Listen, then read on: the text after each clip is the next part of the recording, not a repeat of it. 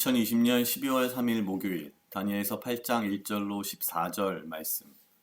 나 다니엘에게 처음에 나타난 이상 후 벨사살 왕 3년에 다시 이상이 나타나니라. 내가 이상을 보았는데 내가 그것을 볼 때 내 몸은 엘람도 수산성에 있었고 내가 이상을 보기는 을레 강변에 서니라. 내가 눈을 들어 본즉 강가에 두 뿔 가진 숫 양이 섰는데 그 두 뿔이 다 길어도 한 뿔은 다른 뿔보다도 길었고 그 긴 것은 나중에 난 것이더라.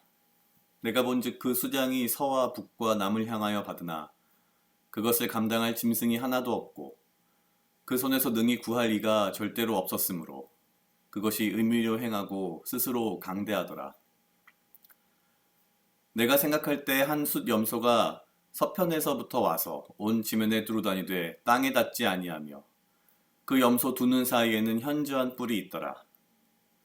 그것이 두 뿔 가진 숫양 곧 내가 본 바 강가에 섰던 양에게로 나아가되 분노한 힘으로 그것에게로 달려가더니 내가 본즉 그것이 숫 양에게로 가까이 나아가서는 더욱 성내어 그 숫 양을 쳐서 그 두 뿔을 꺾으나 숫 양에게는 그것을 대적할 힘이 없으므로 그것이 숫 양을 땅에 엎드러뜨리고 짓밟았으나 능히 숫 양을 그 손에서 벗어나게 할 이가 없었더라. 숫 염소가 스스로 심히 강대하여 가더니 강성할 때에 그 큰 뿔이 꺾이고 그 대신에 현저한 뿔 넷이 하늘 사방을 향하여 났더라. 그 중에 한 뿔에서 또 작은 뿔 하나가 나서 남편과 동편과 또 영화로운 땅을 향하여 심히 커지더니 그것이 하늘 군대에 미칠 만큼 커져서 그 군대와 별 중에 몇을 땅에 떨어뜨리고 그것을 짓밟고 또 스스로 높아져서 군대의 주제를 대적하며 그에게 매일 드리는 제사를 제하여 버렸고 그의 성소를 헐었으며 범죄함을 인하여 백성과 매일 드리는 제사가 그것에게 붙임바 되었고 그것이 또 진리를 땅에 던지며 자의로 행하여 형통하였더라. 내가 들은즉 거룩한 자가 말하더니 다른 거룩한 자가 그 말하는 자에게 묻되 이상에 나타난 바 매일 드리는 제사와 망하게 하는 죄악에 대한 일과 성소와 백성이 내어준 바 되며 짓밟힐 일이 어느 때까지 이를꼬 하매 그가 내게 이르되 2300주야까지니 그때의 성소가 정결하게 함을 입으리라 하였느니라. 아멘. 오늘 다니엘서 8장 1절로 14절은 7장에 이어서 또 다른 다니엘의 환상을 이야기하고 있습니다. 사실 다니엘서를 보는 견해라고 할까요? 입장은 여러 가지가 있을 수 있습니다. 어느 한편에서는 다니엘의 어떠한 신앙적인 순결을 통한 어떤 일종의 굉장히 성공? 이런 쪽에 관심을 두는 입장이 좀 있고요. 다른 한쪽에서는 다니엘서를 일종의 예언서, 묵시록처럼 보는 견해도 있습니다. 그러나 여전히 제 개인적으로는 다니엘서 1장부터 6장까지의 내용에서의 주인공은 다니엘이 아니고 오히려 느부갓네살이라든지 벨사살 왕 같은 당대의 세상에서 가장 강력한 권력을 가지고 있으며 성공했으며 그러나 하나님 앞에 가장 교만한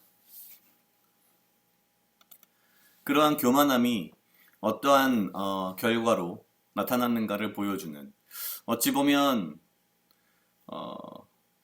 인간의 교만함의 가장 최절정에 있는 그러한 죄의 끝을 보여주는 그런 느낌이었고요.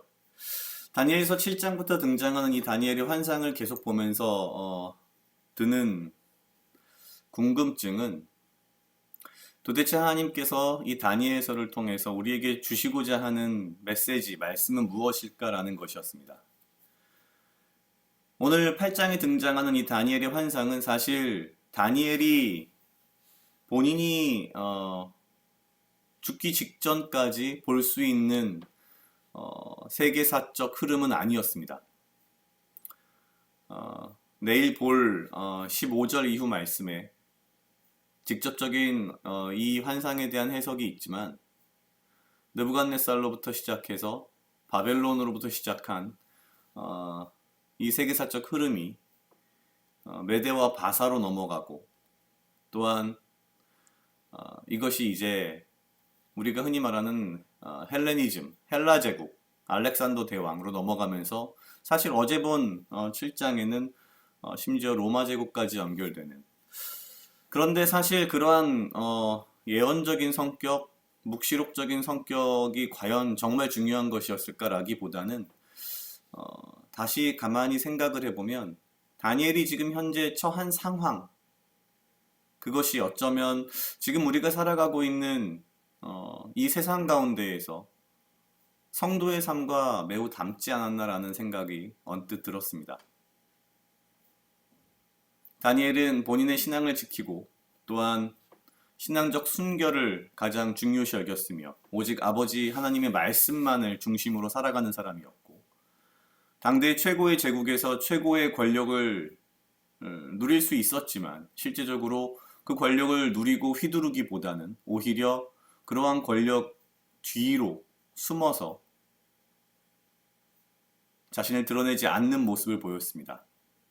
그리고 지금 다니엘이 보는 이 환상들은 어쩌면 다니엘 개인의 삶의 비전, 꿈 이런 것이 아니라 믿는 모든 성도들의 비전이 아닐까라는 생각을 했습니다.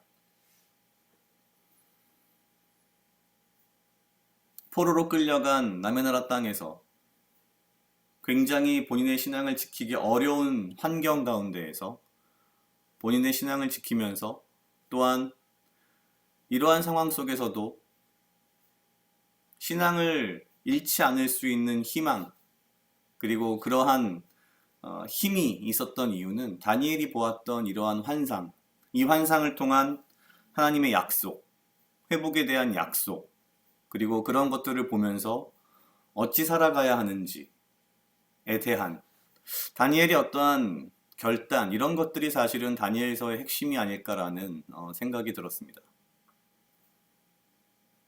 7장에서도 그랬고 지금 8장에서 보는 환상도 그렇고 믿는 성도들에 대한 이야기, 그리고 매일 드리는 제사에 대한 이야기, 이런 것들이 계속되고 있습니다.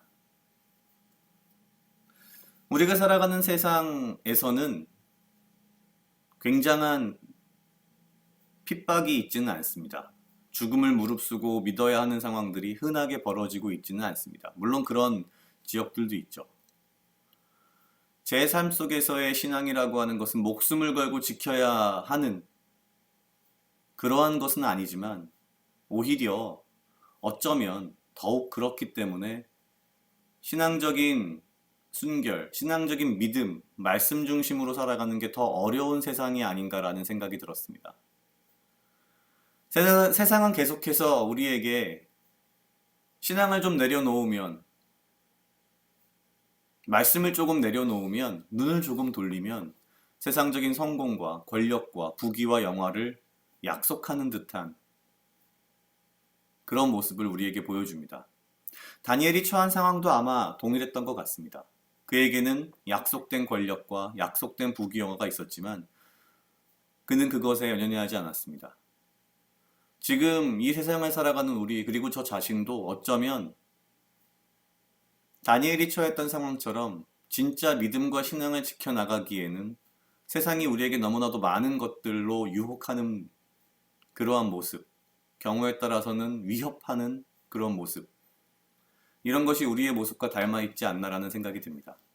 그런 면에서 어제와 오늘 본 이 다니엘의 환상은 우리가 믿음과 신앙을 지켜나가기 어려운 상황 속에서도 무엇을 바라보고 무엇을 향하여 가야 하는가에 대한 하나님의 약속을 보는 것 같습니다. 우리는 다니엘과 같이 믿음으로, 말씀으로, 그리고 오직 하나님의 약속을 향해서 걸어가야 한다. 오늘 하루를 살아가야 한다라는 이야기를 하고 있지 않은가라는 생각이 들었습니다. 각자 약 2분 정도 묵상하시겠습니다.